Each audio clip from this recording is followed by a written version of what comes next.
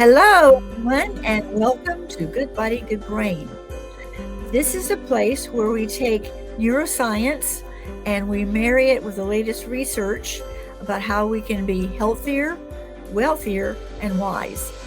And today, I'm really fortunate to have a person with me who also is a podcaster, and I love that we're going to be doing some joint podcasting work. So we have Matt Findora.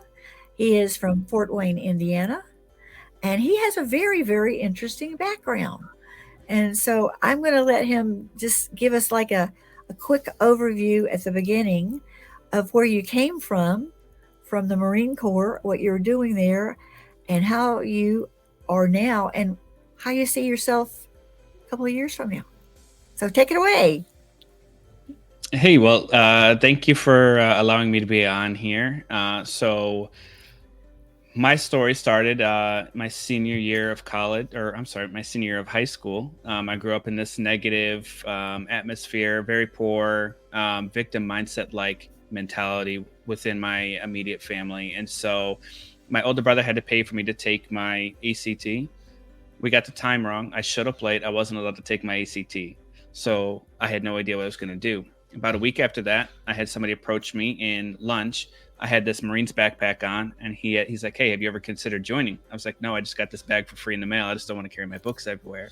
And he's like, "Well, hey, we're going to go work out today, and we'll even come pick you up and everything." And I was just like, "You know what? Sure, why not? Like, I have this gym in my apartment. I don't know how to use anything. I'd love to learn and figure out how to use this equipment." So I went home, ate food like I do, ate my snack like I do every day. And they showed up, got in the van. We drove past the gym to the park. This was at the height of P90X. And so my first workout essentially of my life was going to do a P90X circuit course in the park. And so naturally, right before the final exercise, I threw up all the food I had just eaten because I didn't know any better. And Mm-hmm. so the person who was leading this exercise was someone who had recently graduated from boot camp. He's like, "It's all right, take it easy. It's not a big deal. You're tired, you're weak, no biggie." But the guy who invited me was in the same group, and he's like, "What are you doing? Push yourself." And I was like, "You know what? I had to listen. Do I listen to this guy who's saying push myself, right? Or the guy who absolutely understands how I feel right now?" I definitely felt tired and weak. And so I was like, you know what? I came here with a purpose. I came here to grow. I'm just going to push through this. And so I didn't do a lot, but what it highlighted for me was I'm much more capable than what anybody else tells me that I am. And so that was the day I decided, you know what, I'm going to join the Marine Corps. And so I ended up doing 10 and a half years in the Marine Corps, kind of continued my motivational aspect of things in life. Started with just motivational quotes on Facebook, turned into blogging, which then had a technical upgrade, had deleted all the work I had done over like 3 years span.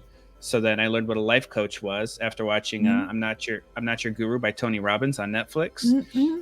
And that was like, when I saw that, I was like, that is the type of impact I've been looking for my whole life. Like, that's the type of impact I want to make on people. And naturally, I kind of aimed toward young men because that was my history of, Mm-hmm. if I didn't have that one moment in my life, that one opportunity, I have no idea where I would be today. And so I want to find ways to give back and work through essentially all the things that happened to me. If I can help prevent that in other people or help expedite their growth, that is what means the most to me. And so I just became a mindset coach for young men after I got out of the military. And I got out of the military just a couple of years ago. So October of 21 is when I got out of the military. Okay, so for people who don't know what a P90X, Yeah. tell them a little bit about the rigor of that. Man. So you're doing a stressful exercise for a certain amount of time. So whether that's 1, 2, 3 minutes, whatever, then you have like a minute or two break, and then you go do the next exercise for 3 minutes. And Mm-hmm. you have to give essentially everything that you have within this exercise and with minimal breaks because it's high intensity training. So it's exhausting for your cardiovascular and just every system in your body. Well, it sounds like sort of like circuit training on steroids. Yes. Basically, yes. Yes. And so do you still do some kind of workout regimen right now, or? Now that I'm out, I don't necessarily Mhm, do it as much just because I haven't had as much time because I'm trying to focus on a lot of different things compared to, mhm, starting my, my coaching business, working on the mhm, podcasting, and then that's still my side hustle at this point. I still have my 9 to 5 that I have to do. So I'm trying to, you said where I want to be in a couple years. If I could stop the 9 to 5 and just work on my coaching and podcasting full time, that opens up mhm. so much space for just personal growth as well. Yes, yes, because every coach needs a coach. Yes. Yeah, because when I have coaches, and I always ask them, "Well, who's your coach?" And what I want to hear is that they're like 5 levels higher than me. So like I'm always moving towards a direction. Mhm. Then you finally get into a mastermind with lots of really fantastic people, and you look around and you say, "Hey, they're not much different from me." So, what am I contributing to this whole sort of organization? What is it that I can do? Um, which is really, really fun when you have that sort of ideas, going back and forth, and you can see them. You can actually see mindset work at work. You can see Yeah. growth mindset everywhere. And it's so fascinating to see how the human mind changes with just somebody intervening, like that person intervened with you. That sort of like 10 seconds, that 10 seconds of affirmation of like, heck, you need to be doing this, buddy. Hmm. So when you start out with like a new person and they found you either word of mouth or whatever, um, you do. And tell me a little bit about that assessment that you start out with. So, what I like to start off with is something I learned from Lewis Howes, who's my role model at this Yeah. point. Yes, of course. It Love Lewis. Love him. So it's called the perfect day itinerary. And so Hmm. what that means is you pick a time. I like to pick 5 years because that's a very reasonable time where it's not too far. You're not thinking too real, Hmm. too extreme, too much of dreaming, but at the same time, you're not thinking about tomorrow and where you're at right now. You Hmm. can think of that journey. So 5 years, what does a perfect day look like for you? And so you can write it in paragraph form. I like doing it in the actual time block form, like what, Hmm. 7 o'clock you wake up, 7:30 you go to the gym, and whatever else that you're putting on there, eating here or eating here, eating with the family. Hmm. When you put that on a list of in that time sequential order, you start to realize, wow, like not all of this is that far out of reach, and I can actually Hmm. start today to get some of Hmm. that done. So essentially it's almost getting the young man to think about, hey, I'm actually capable of making choices that will actually get me to what this ideal life looks like, and how happy this will make me, and how much joy this will bring me, and I have the ability to make the decisions to get to that point. Yeah, it's baby steps. Hmm. It's not It's like you have to, like, like suddenly you're one person one day, you're another person the next. It's just, if you can just make that little tiny baby step every day, Mhm. it's amazing. I talk about people like we're sending a rocket to the moon. If we're off by like half a degree, we're going to miss that moon. But if we're right on just by like a tiny, tiny, small amount of trajectory every day, we're going to reach the moon. Some Yeah. people, some people hop on the rocket at different speeds, different intensities, but we're still going in the same direction. Hmm.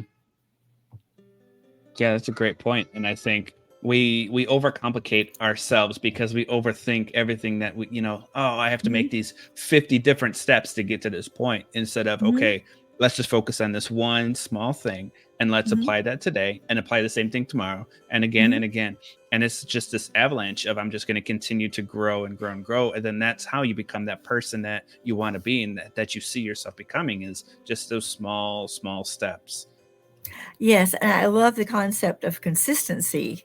Um, Simon Sinek, another one of my heroes, says there's certain things you only have to do a little bit every day. But if you don't do them, bad things happen, like brushing your teeth. Hmm. You can brush your teeth one day and think, I've brushed my teeth. I don't have to do this anymore. Or I can go to the gym and have a really good workout. I don't have to do this anymore. But the reality is, it's like little tiny thing that you do every single day. That's why I like the concept of tiny habits. Um, Hmm. that's a really good one for people. You take something you're already doing and you attach a habit that you haven't started doing or are a bit reluctant to do. Um, my one is taking a thing of dental floss. Let's see if I got one here. Yep, a little thing of dental floss. Taking some painter's tape and attaching it to my remote control. So every commercial, I can pick up the remote control and there's the dental floss. And I'll say, oh, heck, during this commercial, which is like, oh, heck, there's so many on TV now, I can floss my teeth. But most people don't like doing it because, like, I got to remember it and et cetera, et cetera. So you put together this whole bunch of tiny habits cemented on something you do already, and it becomes easy peasy. Yeah, I think habit stacking is a great way to, again, another small thing that you could just add on and it just builds on. Flossing, great example.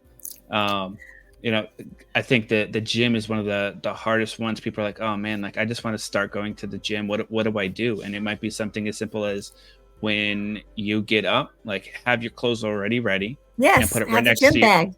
and put it right Got it. next to your bed. So the second you get up, oh, it's right there. I can just pick it up and walk with it, and it's there and it's Hmm. visible. And you're not it's not one of those things where it's out of sight, out of mind. It's Hmm. visible, and you're like, I made this commitment. I'm going to continue. I'm going to be consistent with this commitment that I made. Yes, and it's also helpful. I like to make appointments with people. That sort of propels me because I'll never be late or I'll never miss an appointment. I have to be either dead or in jail. It's not likely I'm going to be in jail um, if I'm late or miss an appointment. I tell people, oh, if you book me for this time, I'm going to be there. So that's why I like to book a personal trainer at the gym because then Mm, I'm going to show up. I'm going to yeah. meet them. It's almost like I don't want to disappoint them. Plus, they're there to make a living, and I'm there to help them do that. And they in turn are helping me make a living by being vital and productive and enjoying life and all those kinds of things that come with the work that we both do with different people.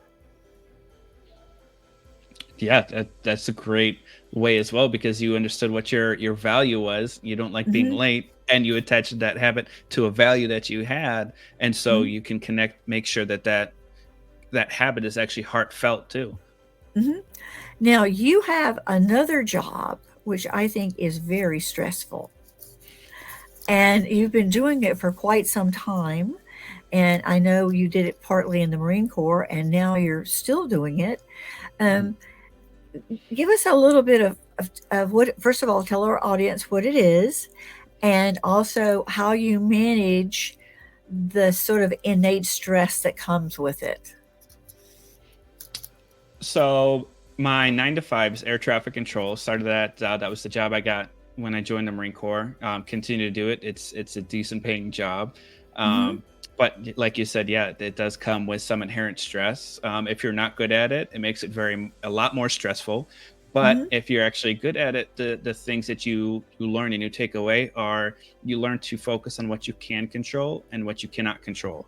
And so Mm-hmm. differentiating the two of those things, there's you're going to tell somebody, a pilot, to do something, and you have to basically have a plan A and a plan B. If they listen to me, this is going to work. If they don't listen to me, this is going to be my next step, and I have to get that done. And Mm-hmm. it's almost like leaving out the nerves of, well, if this person does this what you have to come up with multiple plans on Mm-hmm. what does a safe environment look like.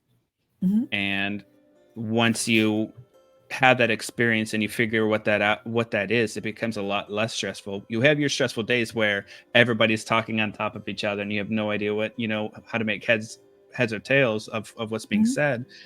But if you come up with a plan, focus on what you can control, and ignore the things that you can't control, or accept those things that you can't control, it makes the job a lot more easier to handle.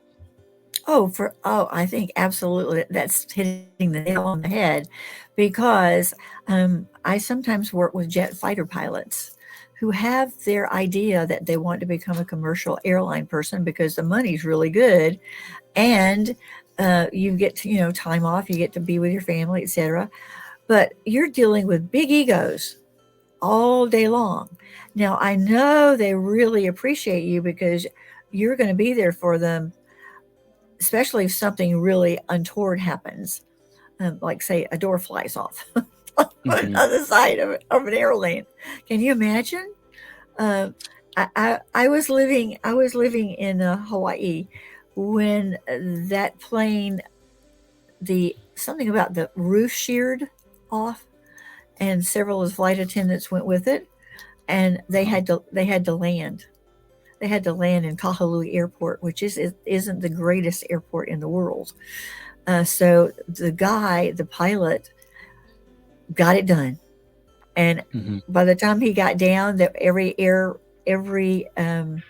broadcasting company in the entire, I think, world was on the ground waiting to see about the people, if they were okay, if the pilot was okay. Um, it was really scary, and to see the film, it's like super super scary. So they love hearing your voice in their ear because they know you're going to try to keep them safe. But then, you get sometimes you get cowboys up there. Yeah, that's very true. I've had I had one instance when I was in the Marines in Japan, and we had a pilot try to control the other aircraft, saying, "No, they're going to do this," and it's like, No, you can't. This is my job. This is I'm my job to keep you safe. You need Hmm. to stop talking and let me do this job." Hmm. So I've definitely seen the egos come out sometimes in the air as well. Did you ever during that time period, did you ever have to go to your supervisor and say, look, this guy is really, really oppositional? I wouldn't have used that word, but I know what your word might have been used in the Marine Corps. Um, this guy's really oppositional. What the heck are we going to do about this? Because he's really making things not safe up there. Um, Not necessarily, because we have our own system in place. If something were to Hmm. happen to that, we would just Hmm. tell them, "Hey, it's called a possible pilot deviation. Uh, Hmm. let me know when you're ready to write down this phone number, and you're going to call as soon as you can."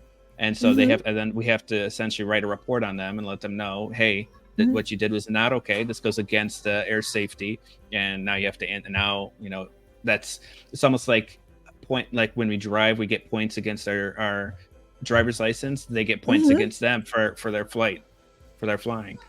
Good, good. I'm glad to know there's some checks and balances out there for all that kind of stuff. Is now in like the commercial business, um, I'm sure airlines are not going to tolerate that kind of behavior from their pilots. Their Hmm. pilots know they're going to listen to you, and they're not going to get like, oh, yeah, I want to do this or whatever. They're going to listen to your wonderful, soothing voice in their ear, and they're going to listen exactly to what you tell them. Hmm. Yeah, I don't think I've really had any issues really with commercial pilots. I think Hmm. I have seen some egos when it came to they had a mechanical issue, and Hmm. so our policy is we have to declare an emergency, make sure all the proper people are out there to take care of the aircraft. And the Hmm. pilot was upset that we did that, even though that Hmm. is our policy. And it's you can only assume why they felt that way is because there was Hmm. something that was missed. And Hmm. so um, you know, Hmm. that's really the only time I've seen a commercial pilot have that type of ego. Oh, okay. Well, that's good to know because maybe I'll start flying planes again. Not piloting them, but actually in them. Um, I used to have a job where I flew every single week for about 2 years. I left on Monday, got back on Thursday. I was all over the United States. It was fun the first 6 months.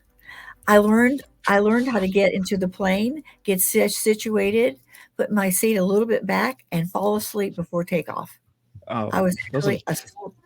Yeah, I was yeah. asleep on takeoff. People say, "What's wrong with you? How can you do that?" It's self hypnosis. It's a great mindset tool. You can hypnotize yourself into thinking and doing most anything. Yeah, that bothers my wife whenever we travel. Is I can fall asleep before takeoff, and she's like, "What? Why are you Mhm. asleep already?" I'm like, "I'm tired. Like this. We're not going anywhere. You can't do anything. Might as well just take a Right, nap." right. Leave the driving to us. Just let that pilot and that aircraft controller just get you where you need to be, and you don't have to worry about it. Because honestly, driving a car is much less safe, Yeah. and much more dangerous. Hmm.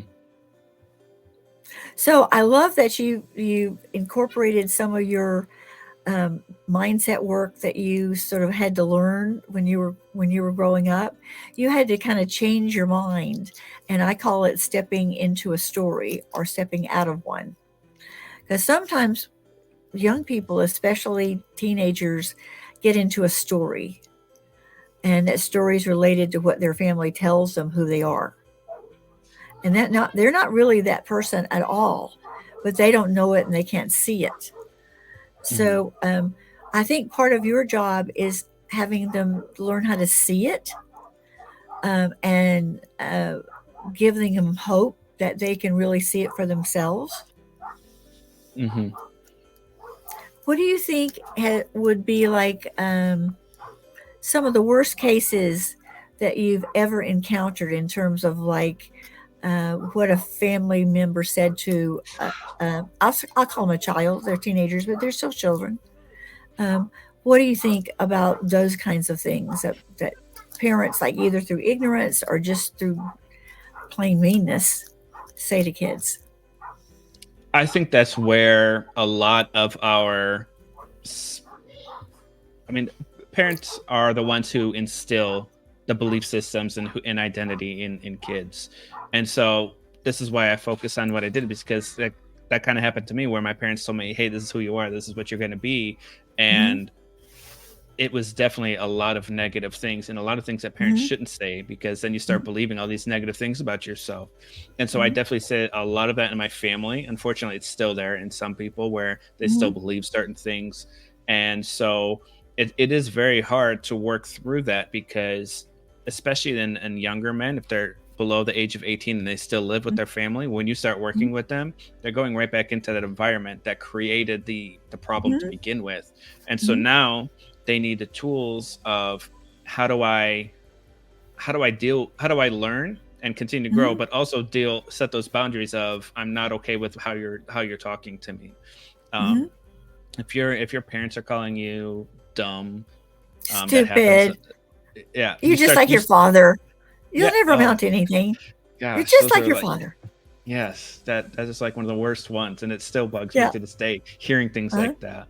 Mm-hmm. Or one I hear a lot lately is when parents don't understand how to handle their own emotions. And so Mm-hmm. when their kids, especially young, like really young kids, they have those Mm-hmm. emotional outbursts because they're learning what emotions are. When a Mm-hmm. parent immediately shuts them down and says, "You need to check yourself, go to your room," instead of Right. educating them on Mm-hmm.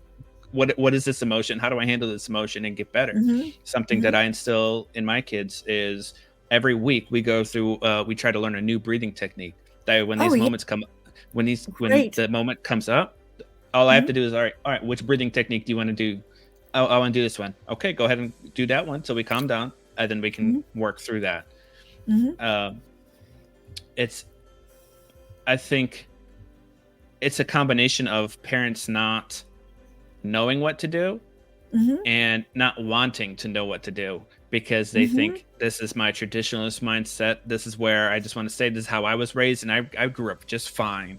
And so Mm-hmm. they do the same thing to their Mm-hmm. kids, and the problem is, it's just going to continue, and no one's actually going to grow out of the original person who said, "You're going to be just like me." You don't want, Mm-hmm. ultimately, the goal of a parent should not be, "I want you to be just like me." It should be, "I want you to be better than me."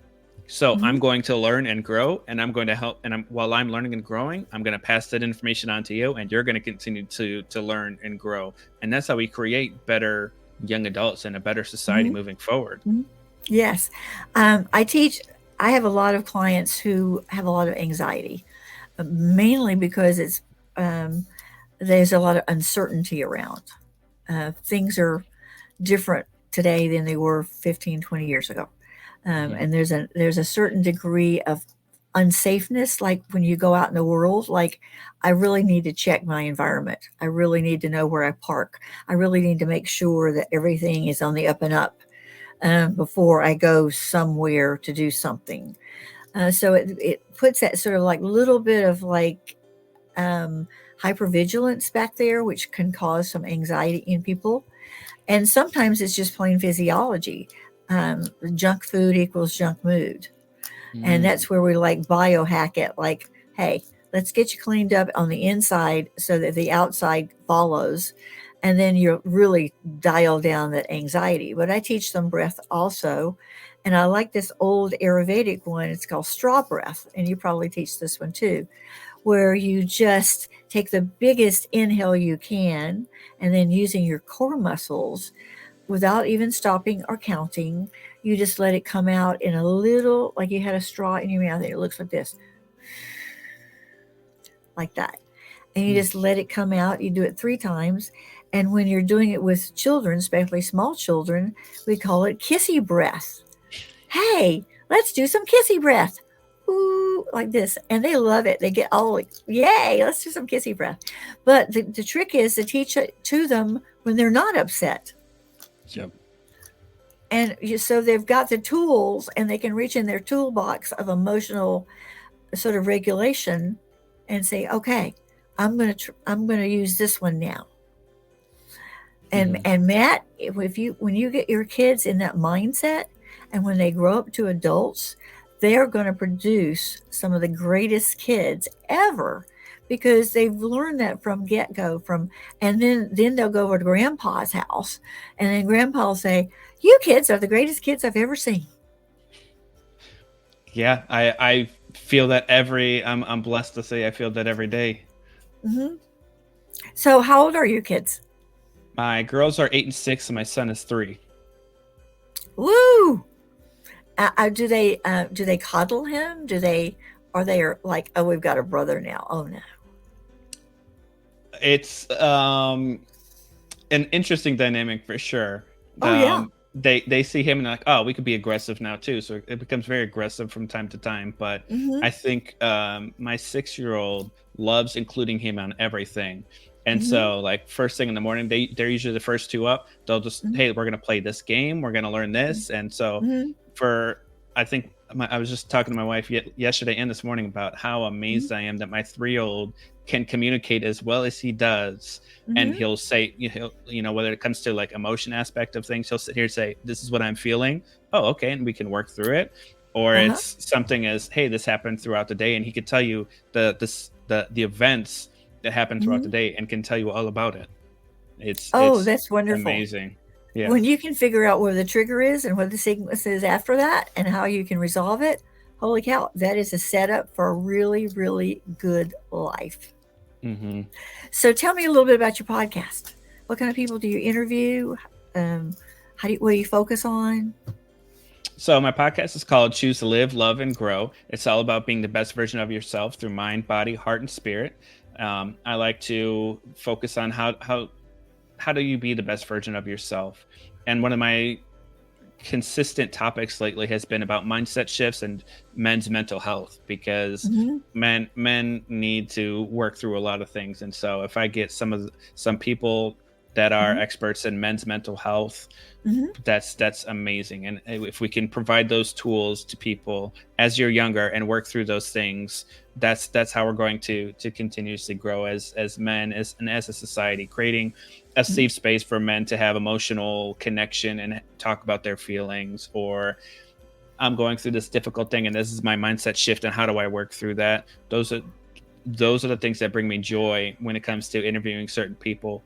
Hmm. When it comes to the guests, it's really anybody who's gone through anything, or anybody who has a topic that they like to be a subject matter expert Hmm. in. If they want to sit there and talk about that and create a better life for the world, like Hmm. that's the goal. I work with a lot of people in their 40s and 50s, and their parents are still renting space in their head.